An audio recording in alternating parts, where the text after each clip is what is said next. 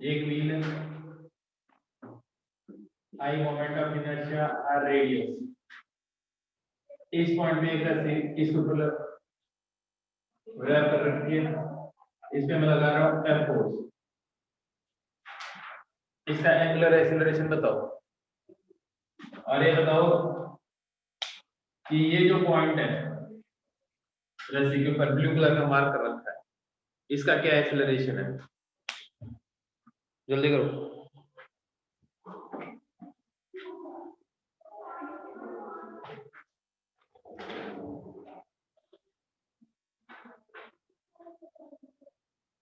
पिछले क्लास में टॉपिंग कर ली थी ना, टॉपिंग की फोर स्लाइड की फोर टॉपिंग आ गया था समझ में।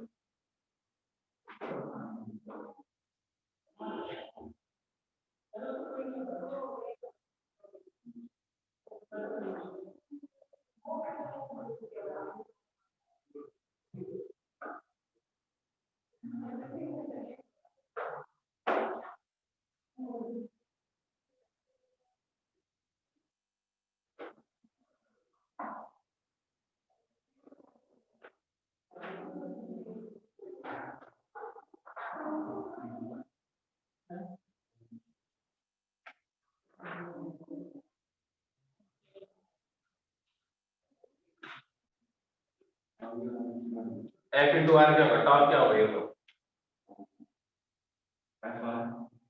लिखो, torque equal to F R. I दे रखा तुम्हें मतलब ही नहीं क्या चीज है, टॉर्क आ गया equal to I into alpha, देखो torque equal to I into alpha, alpha किसके बराबर आ गया, एफ आर अपॉन एल। तो इस पॉइंट का एक्सीलरेशन क्या होगा, रस्सी के ऊपर जो ब्लू डॉट है,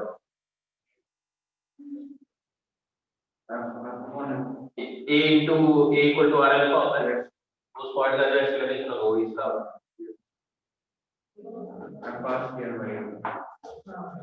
है ना, लॉजिक समझ में आ गया।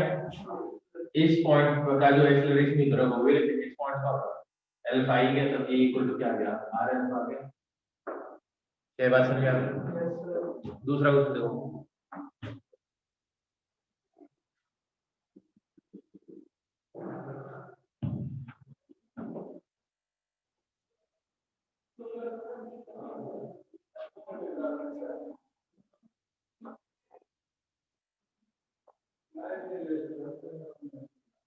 एक व्हील है, m is mass, r is radius, है ना, सिलेंडर टाइप है, सिलेंडर सॉलिड सिलेंडर, समझ में आएगी क्या, जैसा होता है यार, डिस्क मान लो, है ना, डिस्क मान लो, कुछ भी मान लो, m mass r radius, ये मास स्मॉल है, याद रखना है कैपिटल है में स्मॉल है, इसका एक्सीलरेशन फाइंड करना है। तो देखो ये क्वेश्चन मैं कर रहा हूँ, इसमें टी टेंशन इधर होगी, mg इधर होगा, ए एक्सीलरेशन इसका इधर होगा, इसमें टी टेंशन इधर होगा, इसके लिए सॉल्व करोगे क्या आएगा आपके पास,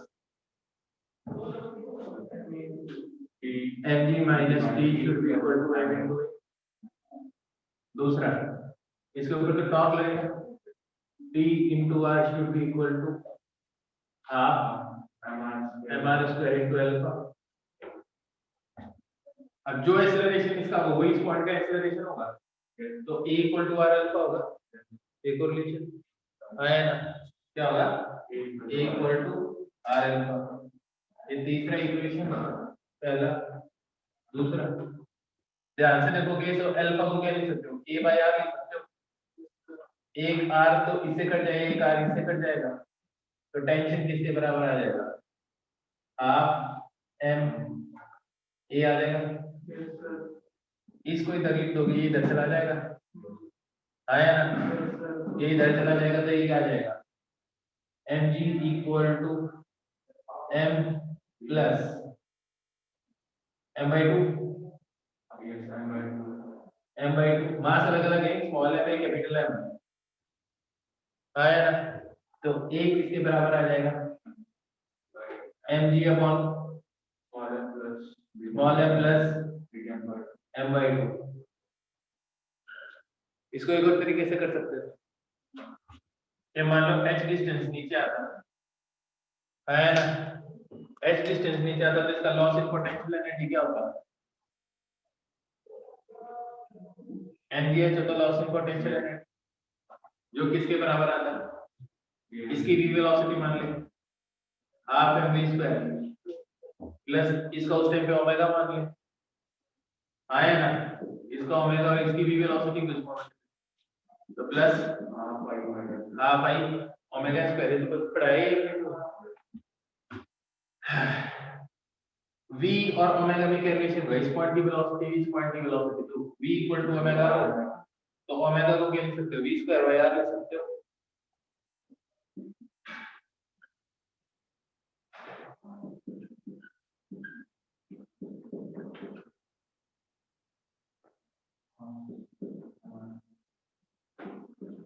ये आ जाएगा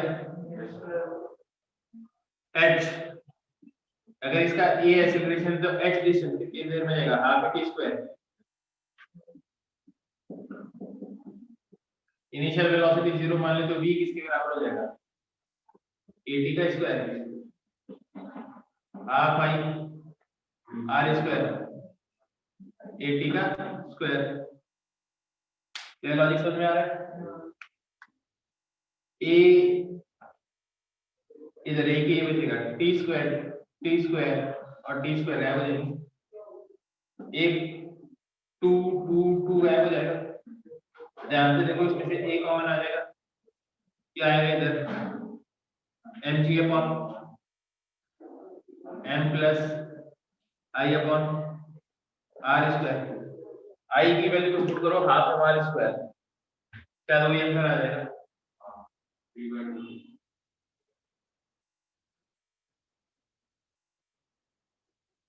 आया ना, मतलब जो भी मोमेंट आप इनर्शिया पुट करना सेम ही आ गया, तो ये तो बिल्कुल कैसे है, काइनेमेटिक्स की तरह, और ये कैसे है वर्क पावर एनर्जी की तरह, तो दोनों चीजें एक साथ लगा दो, सॉल्व कर लो।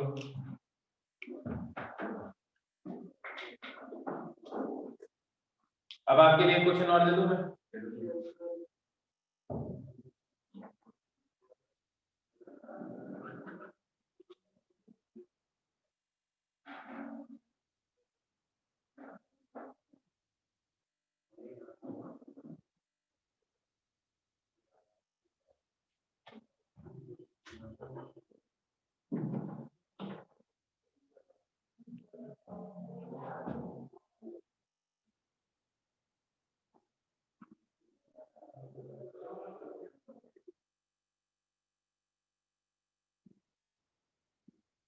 m mass r radius i moment of inertia, i की टर्म्स में सॉल्व करेंगे, अब तो मैंने होता है डिस्कस, क्वेश्चन कुछ भी हो तुम देख लेना। a मास है m1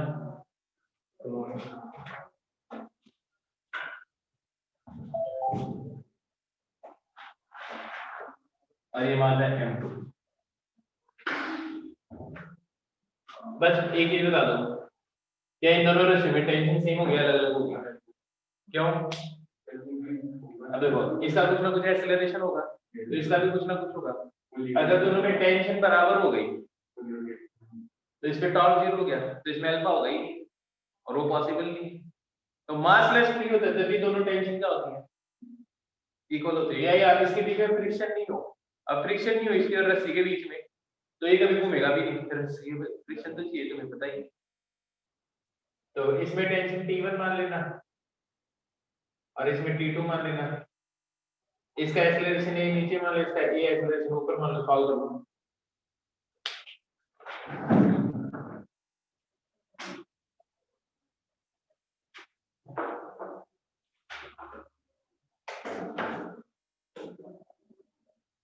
लेट कैसे है अभी,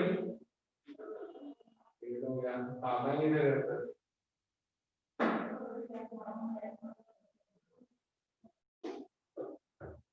इसकी इक्वेशन देखो, इसमें नीचे क्या लगेगा, ऊपर लगेगा T2 नीचे क्या लगेगा, इसकी इक्वेशन बोलो, m2g minus p2 is equal to पहली इक्वेशन, इसकी इक्वेशन बोलो p1 minus m1g equal to m1a, इसमें इधर टेंशन क्या लगेगी p1, इधर क्या लगेगी p2, किसका टॉर्क ज्यादा होना चाहिए, तो सेंटर, तो क्या लिखोगे p2r minus p1r should be equal to I into alpha. तीसरी इक्वेशन, इस पॉइंट का एक्सीलरेशन a नीचे की तरफ है, ये r है, तो अल्फा के बीच में रिलेशन क्या होगा, a equal to r alpha, तो a equal to r alpha. ये इक्वेशन नंबर 4।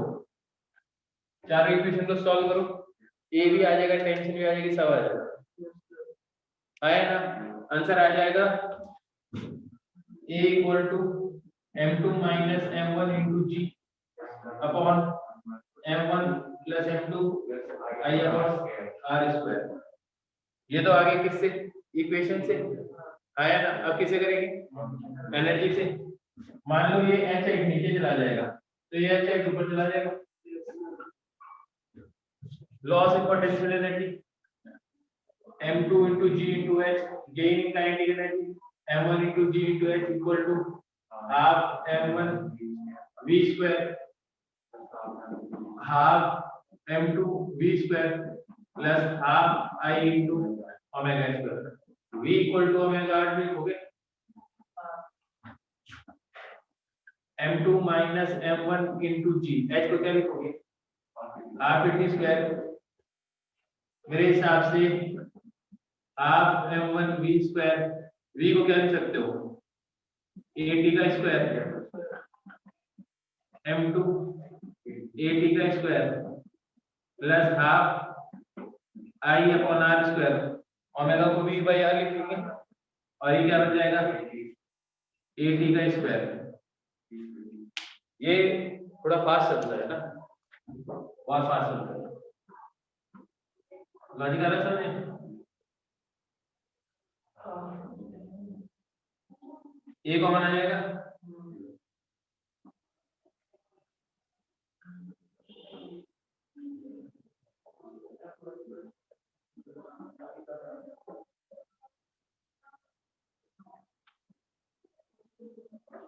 अब टेंशन भी आई जाएगी। सेंचुरी इस बात समझ में आ गया? यस सर, आ गया सर, आ गया। ओके, फटाफट लिख लो, लिख क्या तुमने तो कर ही लिया, मिटा दो ना इसको, दूसरा क्वेश्चन करते हैं।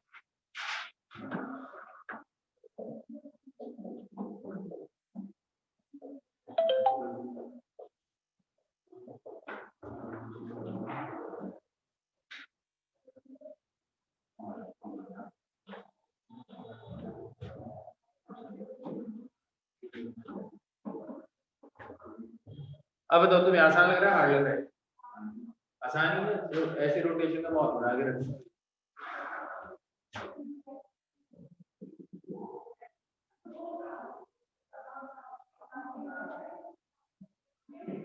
m mass r radius I moment of inertia यो आया ना, थोड़ी देर में खुलता हुआ नीचे जाएगा, इसका एक्सीलरेशन होता है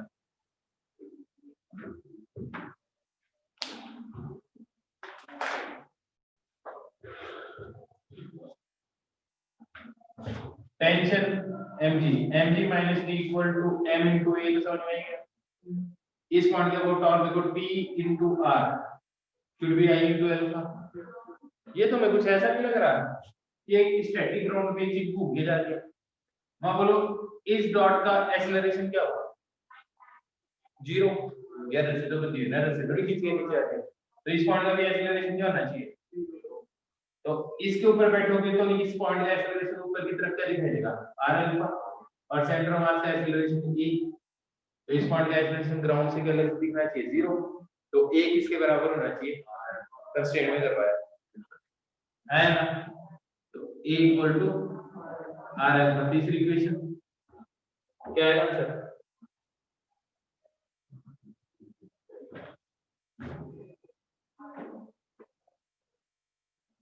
mg equal to a upon m plus I by R square आ जाएगा।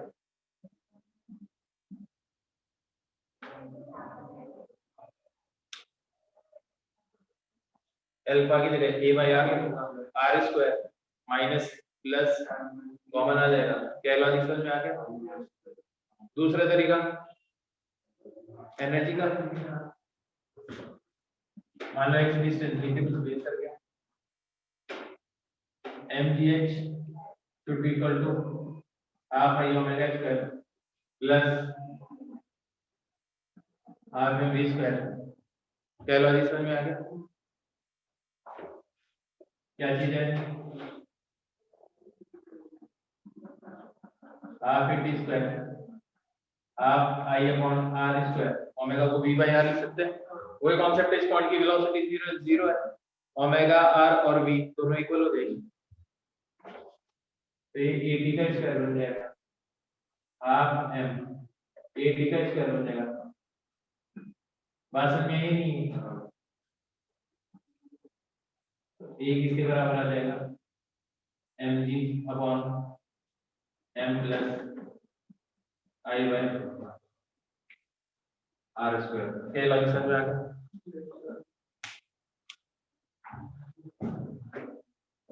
करवा दिया, सेंसिटिव वर्क पावर से भी करवा दिया, दोनों से करवा दिया। एक और क्वेश्चन, एक और क्वेश्चन से इसको मिटा दो।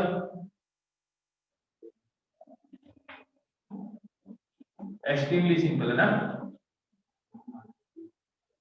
पता नहीं तुम्हें कैसा लग रहा है।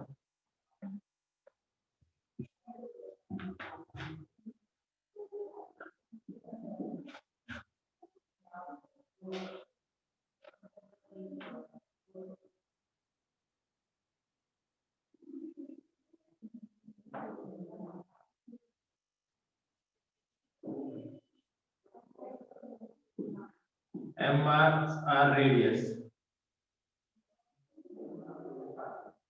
चलो m1 mass r1 radius, m2 mass r2 radius, moment of inertia a2, moment of inertia i। इसका एक्सीलरेशन बता दो।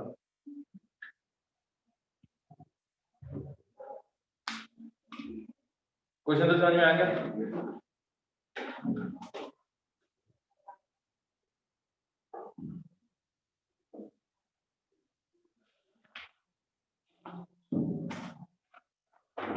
एक यूयू बता दूसरे यूयू के तार के साथ जोड़ दी।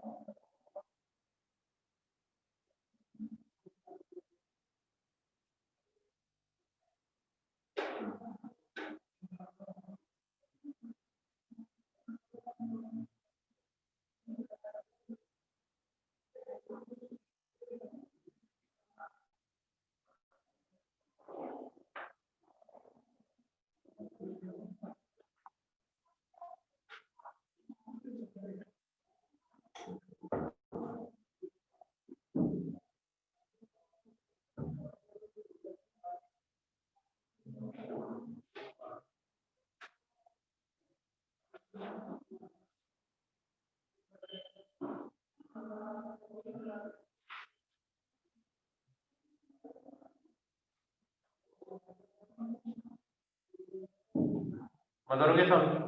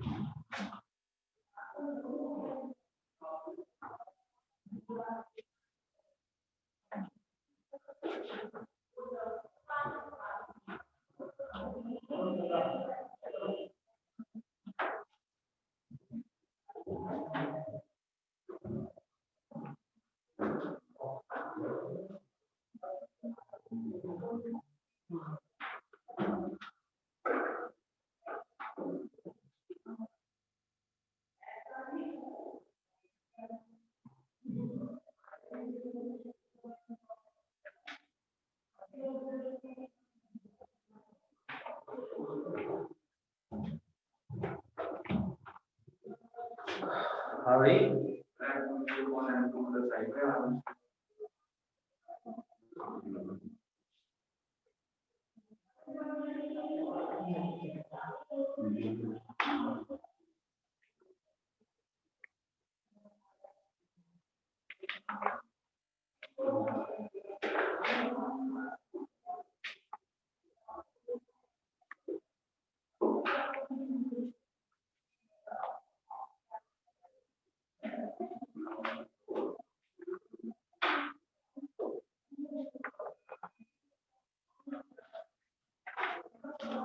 देखो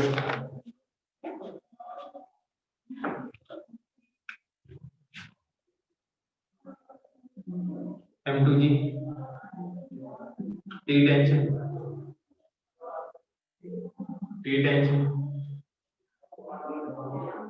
इसमें अल्फा 2 ऐसे होगा, इसमें अल्फा 1 ऐसे होगा, कोई प्रॉब्लम नहीं इसमें? क्या इक्वेशन बनेगी? M2G minus T is equal to M2A, पहली इक्वेशन। इसकी इक्वेशन क्या बनेगी? T into R I1 into alpha. दूसरी इक्वेशन, इसकी इक्वेशन और क्या बनेगी? T into R2, यार है ना, I2 into अल्फा 2।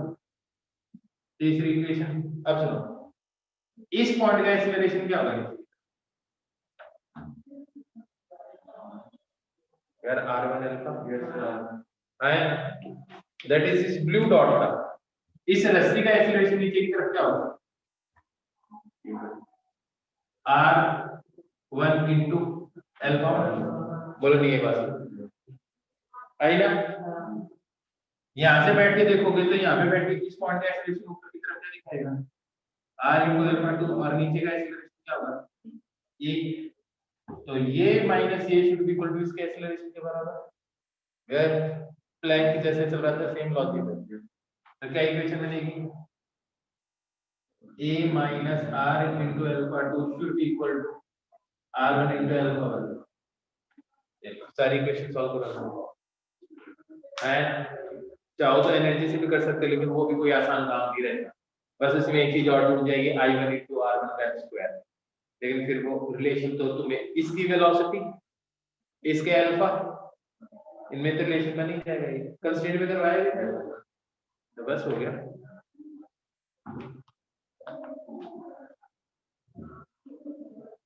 प्रोबेबली सही है, मिटा दो इसको।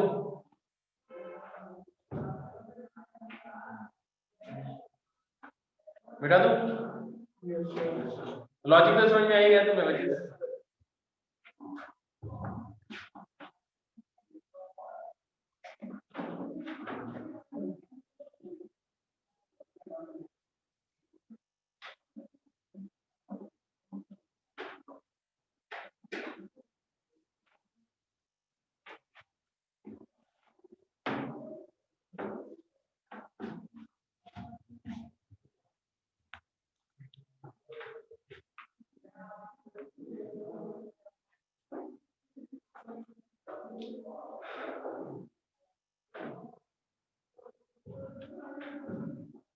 दो चीजें ऐसे कंबाइन करके पढ़ाऊं या सिंपल सिंपल तरीके से पढ़ाऊं, या पहले जैसे एंगुलर मोमेंटम करवा के फिर करवाऊं, या पहले इसी टाइप से करवाऊं फिर एंगुलर मोमेंटम से करवाऊं, सेम क्वेश्चन को किसी भी तरीके से करा दे। तो मेरे को सोचने तो ज्यादा बढ़िया क्या रहेगा।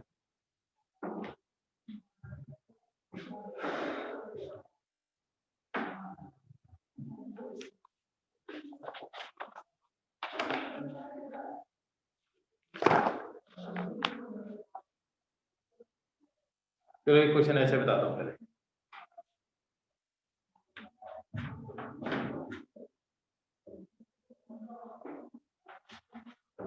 ये कार है,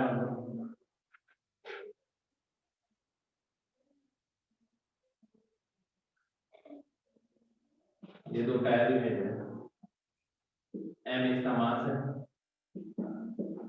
ग्राउंड से एच है, टायर उसके दो घूम रहे हैं,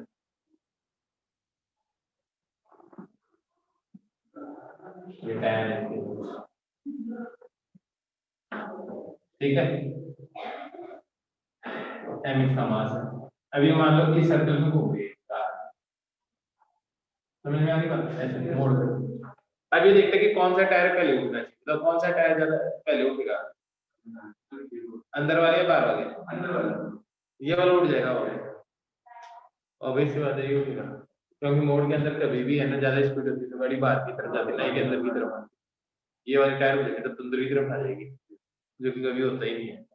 अब जरा देखते हैं कि ऐसा होता क्या, इन दोनों के बीच की डिस्टेंस दी है, इस पे नॉर्मल n1, इस पे normal n2, n1 plus n2 किसके बराबर आएगा, n3 के बराबर आएगा। इसमें फ्रिक्शन इधर, इसमें फ्रिक्शन इधर है ना, इसमें भी कोई दिक्कत नहीं है। अगर मैं इस पॉइंट के अबाउट टॉर्क कैलकुलेट करूं तो देखो मैक्सिमम अननोन फोर्स पास हो जाएगी, कौन कौन से, F1 भी, F2 भी और N1 भी, सही है है। तो इस पॉइंट के अबाउट नेट टॉर्क क्या हो जाएगा, जीरो हो जाएगा, जीरो नहीं, क्योंकि ऐसे गाड़ी रोल नहीं कर रही, ऐसे रोल नहीं कर रही। तो तुम क्या लिखोगे इसके लिए,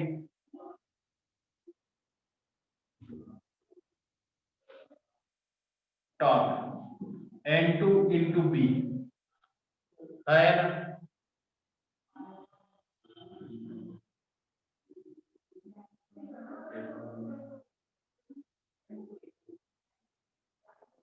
ये बात कुछ जमीन इस पॉइंट के ऊपर मैं टॉर्क ले लूं तो इसका टॉर्क 0, इसका टॉर्क 0, इसका टॉर्क 0, ठीक है। लेकिन मेरे को तो N1 और N2 में लिस्ट निकालना है,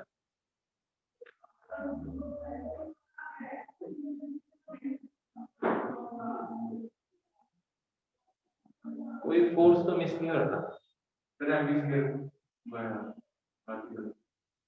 बिल्कुल सही बात है। इस फ्रेम से देखो तो इस पे सूडो फोर्स इधर भी लग रहा होगा, है ना, या मैं सिंपल बोलूं यार, F1 plus F2 should be equal to mv square by r। अब ठीक है, सूडो की जरूरत नहीं पड़ी, इक्वेशन ही बना ली मैंने, है ना, ठीक है। अब एक काम करते हैं, इस पॉइंट के ऊपर टॉर्क लेते हैं, रीजन क्या होगा, मेरे को ये पता चल जाएगा n1 की वैल्यू ज्यादा आएगी, n2 की वैल्यू ज्यादा आएगी, स्पीड बढ़ेगी, तो है ना, मैं इसी चीज में इंटरेस्टेड हूं।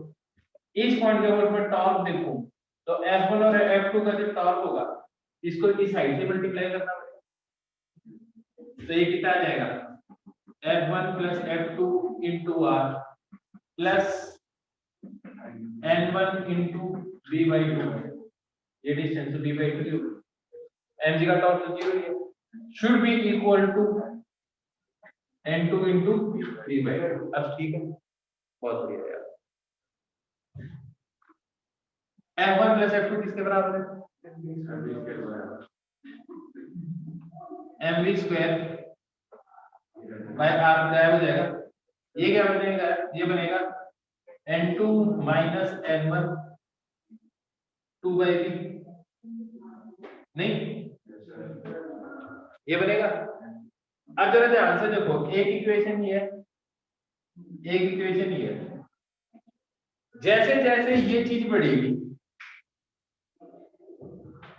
ये चीज इससे और ज्यादा बढ़ेगी नहीं, और इन दोनों का सम तो कांस्टेंट है, तो पक्की बात अगर ये चीज बढ़ रही होगी तो ये चीज घट भी नहीं होगी, क्योंकि दोनों का सम तो कांस्टेंट है। नहीं है मेरे पास, जैसे इन दोनों का सम इक्वल टू 10 है और डिफरेंस मान लो 2 है, तो पक्की बात है n1 मान लो कितना है 6 है, तो ये क्या होगा 4 होगा, और तो कोई ऑप्शन ही नहीं है। अब मैं कह रहा हूं कि अगर मान लो डिफरेंस की बात कर रहा हूं, अगर मान लो डिफरेंस 3 हो गया तो पक्की बात है ये कितना हो गया होगा 8, और ये कितना हो गया होगा, अरे यार डिफरेंस अगर 3 हो गया, ये हो गया 7 और ये क्या हो गया यार 10 आने के लिए क्या कर रहा हूं,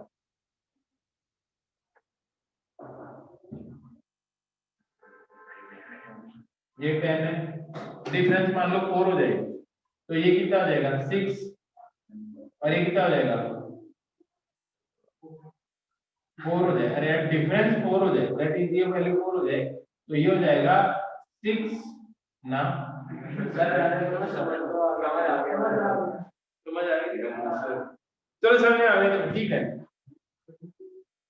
तो अब तुम्हें ये पता है कि जैसे जैसे ये वैल्यू बढ़ेगी, ये वैल्यू बढ़ती जाएगी और ये वैल्यू घटती जाएगी, ये वैल्यू ज्यादा से ज्यादा कितनी बढ़ सकती है, जब तक ये वैल्यू क्या हो जाए और ये क्या हो जाए mg के बराबर हो जाए। तो जैसे ये वैल्यू किसके बराबर हो जाए mg के बराबर, तो पहले n1 0 होगा ना, n1 0 होगा, तो इसका मतलब इन दोनों के बीच के सरफेस कांटेक्ट हट जाएगा, इसका मतलब पहले ये उठ जाएगा। तो जैसे जैसे आप स्पीड बढ़ाते जाओगे सर्कल में ये चलने की, n2 की वैल्यू बढ़ती जाएगी। अब लॉजिक समझ में आ गया, और ये क्या होता जाएगा n1 कम होता जाएगा, तो किस स्पीड के ऊपर ये टायर उड़ जाएगा यहाँ से, तो mg should be equal to 2 mv square by v, m से m गायब हो गया आया ना, तो v किसके बराबर आ गया vg अपॉन 2 का अंडर रूट आया ना। बात समझ में आई? अब तुम एक चीज तो समझ ही गए होंगे, ये जो महंगी गाड़ियां आती हैं इनकी वेट ज्यादा क्यों होती है, वेट ज्यादा होती है, जैसे तू एक चीज देख, क्रेटा की वेट देख और बीएमडब्ल्यू की वेट देख, और फिर तो रेसिंग कार की वेट देख, है ना, वो और भी ज्यादा वेट होती है ना, उनके दोनों टायरों के बीच की डिस्टेंस और ज्यादा होती है, वो इसी रीजन से होती है, रोड के ऊपर वो पलटेगा, है ना। तो देख लेना अगर b की वैल्यू ज्यादा हो तो वेलोसिटी भी तो ज्यादा चाहिए ना रोड के ऊपर पलटने, नहीं है मेरे पास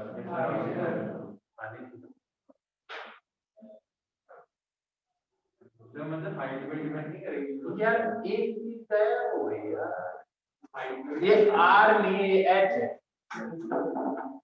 है ना, और इसके अंदर एक चीज गायब हो गई, h गायब हो गई इसमें ना, इस इक्वेशन में h आएगा यहाँ पे और यहाँ पे क्या आएगा h आएगा, हाँ है ना,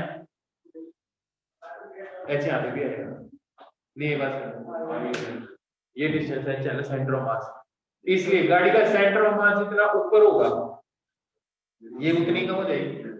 इसलिए आपने देखा होगा कि गाड़ियों जो होती है, ये जो एसयूवी टाइप की गाड़ियां होती है, ठीक है, ये मोड़ में पलटने की ज्यादा चांसेस होते हैं ना। तो आप देखो जो रेसिंग कार होती है ना, उनका जो सेंटर ऑफ मास है वो ग्राउंड के बहुत ज्यादा पास होता है, जैसे बुगाटी तो देखो सेंटर ऑफ मास कितना नीचे रखा हुआ है, वो अलग बात है कि वो इंडियन सड़क पे चली नहीं सकती, आएगा बोल सेंटर जो डाउट है बोल सर ये थर्ड इक्वेशन ना दोबारा बता दो, जहां पे आपने F1 प्लस F2 कॉमन आपने H लिया plus N1 B2 is equal to N2 B2। ये है यार, इसको Yes, इधर sir. लिखा n2 Yes, sir. Minus n1 Yes, sir. b by 2 common आ जाएगा, 2 ऊपर चला जाएगा, b नीचे आ जाएगा। इसका टॉर्क क्या है? सर F1 ये इक्वेशन आप डिराइव ये इक्वेशन डिराइव कैसे, ये इक्वेशन कैसे बनाई वो पूछ रहा हूँ। टॉर्क की तरह ही इक्वेशन सेंटर ऑफ मास क्या हो, इसका टॉर्क प्लस इसका टॉर्क और इसका टॉर्क, ये सारे के सारे कौन से clockwise should be equal to anticlockwise torque के बराबर। Okay sir, thank you. लिख लो यार, लिख लो।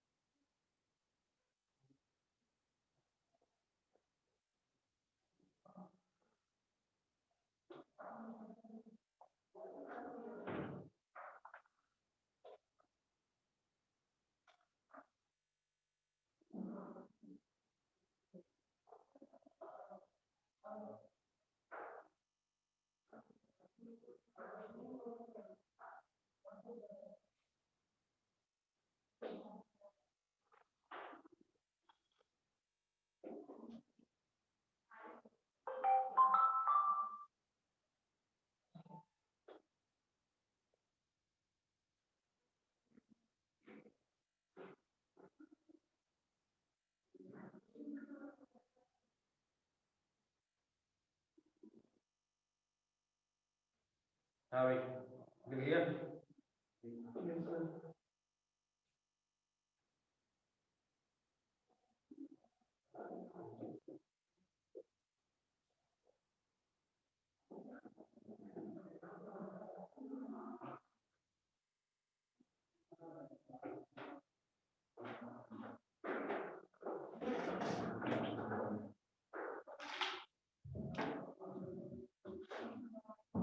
मिटा दो।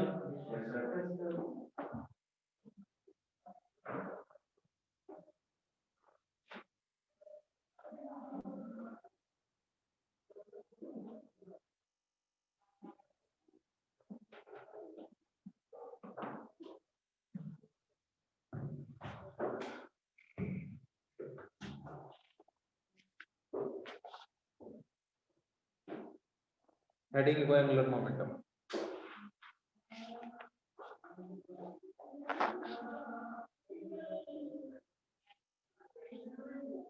एंगुलर मोमेंटम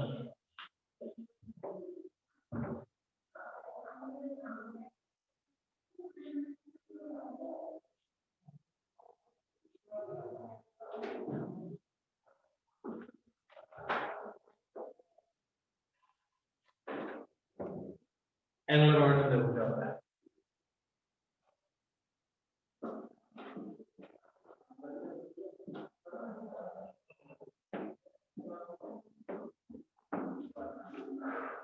सबसे पहले देखो डिफाइन कैसे करना है। एक पार्टिकल है, m मास है, v वेलोसिटी, और इसका लीनियर मोमेंटम इधर हो जब v that is equal to m into v। तो अगर मान लो आपको एंगुलर मोमेंटम कैलकुलेट करना है इस o पॉइंट के अबाउट, जैसे टॉर्क किसी पॉइंट के अबाउट कैलकुलेट करते हैं, एंगुलर मोमेंटम भी किसी ना किसी पॉइंट के अबाउट कैलकुलेट करते हैं। तो यहां से आप इसका पोजीशन वेक्टर देख लो, क्या आया, ये लॉजिक समझ में आ गया। ये r और p के बीच का एंगल हो गया। तो जो टॉर्क होता है ना, एंगुलर मोमेंटम होता है, वो किसके बराबर होता है, r क्रॉस p के बराबर होता है। तो ध्यान से देखो, ये मोमेंटम की डायरेक्शन है, इसका मैग्नीट्यूड देखो तो किसके बराबर आएगा, r into P into sine theta. तो अगर ये थीटा है तो इसके ऊपर अगर हम यहाँ से परपेंडिकुलर डालो तो ये डिस्टेंस आ रही है थीटा, तो ये डिस्टेंस कितनी होगी, r sin थीटा होगी। आया, तो r sin थीटा होगी।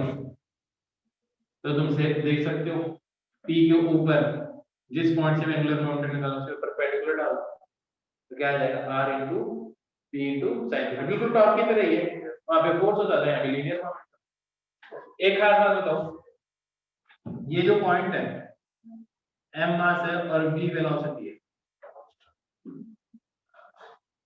इस पॉइंट के अबाउट O1 पॉइंट के अबाउट, O2 पॉइंट के अबाउट, O2 पॉइंट के अबाउट एंगुलर मोमेंटम क्या होगा इसका, जीरो। यार आर्म लेंथ टाइप चीज क्या होगी, जीरो हो गई है ना। या मैं बोलूं r वेक्टर और p वेक्टर के बीच का एंगल क्या हो गया, जीरो, तो sin जीरो जीरो ही होता है। और इस पॉइंट के अबाउट, अब देखो O1 पॉइंट के अबाउट एंगुलर मोमेंटम की डायरेक्शन कौन सी है, r क्रॉस p, जो टॉप की तरह है बिल्कुल। तो r क्रॉस p कैसे हो गया, अंदर की तरफ है, तुम्हें पता है घूमने की भी टेंडेंसी ऐसे होगी, लेकिन ये घूम नहीं रहा। ऐसे इस पॉइंट के अबाउट r क्रॉस p ये इधर है। तो एक चीज देख लो, जो एंगुलर मोमेंटम है ना, same he frame of reference में अलग अलग पॉइंट के अबाउट अलग अलग मिलता है। क्या बात समझ में, क्या बात समझ में, क्या बात समझ में, एंगुलर मोमेंटम एक ही फ्रेम में अलग अलग पॉइंट के अलग अलग, बिल्कुल सही बात है।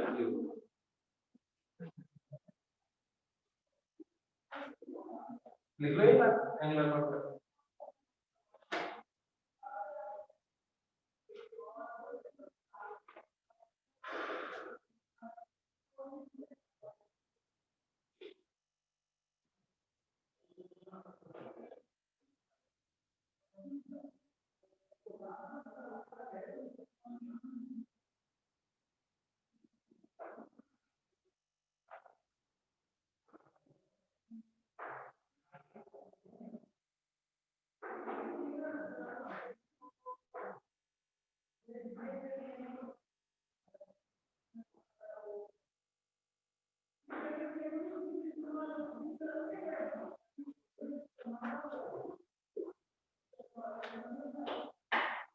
अब p को मैं क्या लिख सकता हूँ, m into v भी लिख सकता हूँ, तो सीधा m भी r भी लिख सकता हूँ।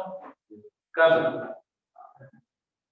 जब v और r क्या हो एक दूसरे से परपेंडिकुलर, तो सीधा m भी r लिख सकते हैं। जैसे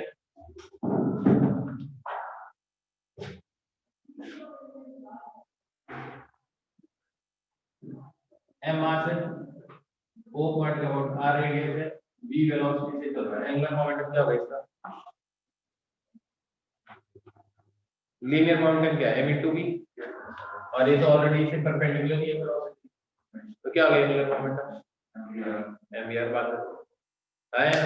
तो सर्कुलर में तो एकदम एंगुलर मोमेंटम देखते ही पता चल जाएगा क्या होता है, m v r। क्या समझ में आ गया,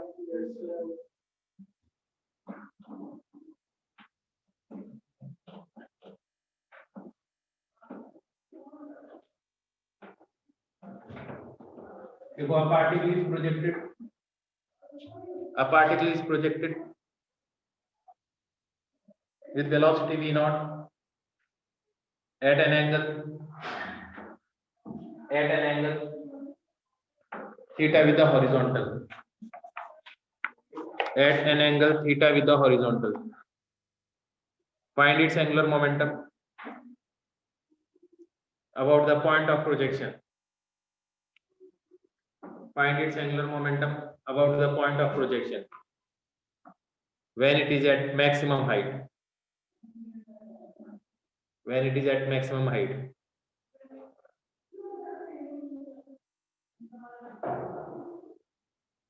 And when it is just about to strike the ground. And when it is just about to strike the ground. Mass m. Particle का mass क्या है, m. m mass है, v naught, v velocity theta, angle theta, इस point पे angular momentum बताना है, P point के respect में पॉइंट ऑफ प्रोजेक्शन से A पॉइंट पे बताना है जस्ट अबाउट इस टाइप, B पॉइंट पे बताना है।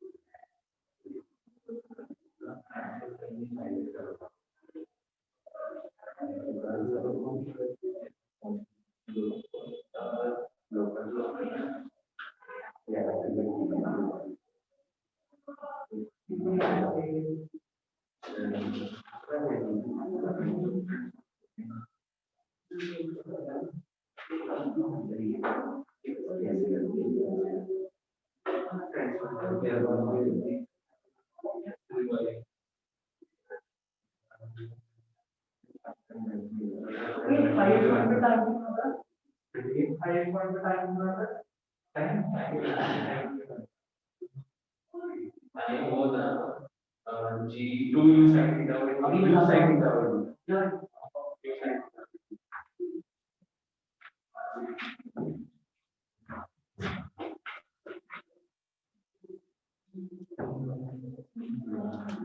ये देखो इस पॉइंट पे m into v इधर होगा सभी वेलोसिटी देखें परपेंडिकुलर हाइट के बराबर तो angular momentum about point p कितना आ जाएगा m into v into cos theta और हाइट किसके बराबर होता है e not square sin square theta upon 2g आया ना जस्ट इस पॉइंट पे देखना है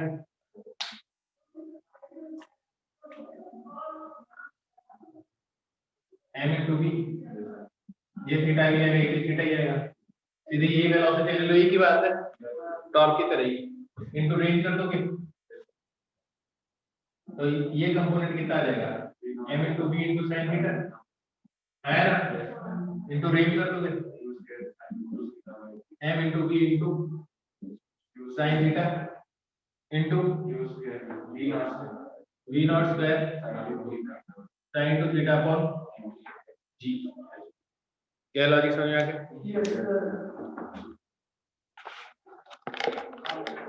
क्वेश्चन लिखो एक a particle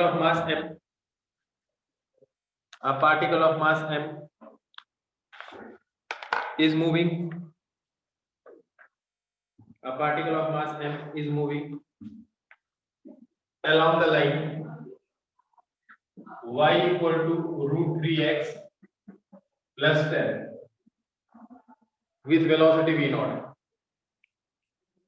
y equal to root 3x plus 10 with velocity v naught find its angular momentum about origin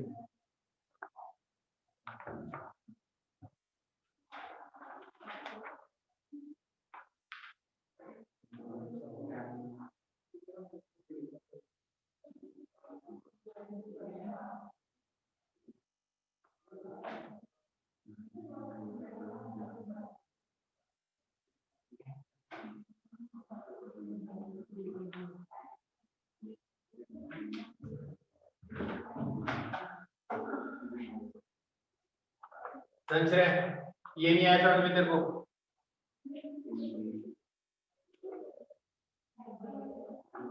यार पी पॉइंट क्या वो एंगुलर मोमेंटम कैलकुलेट करना है सर आ गया समझ आ गया मैं बोल रहा हूँ क्वेश्चन रिपीट कर दो जो आपने अभी लिखवाया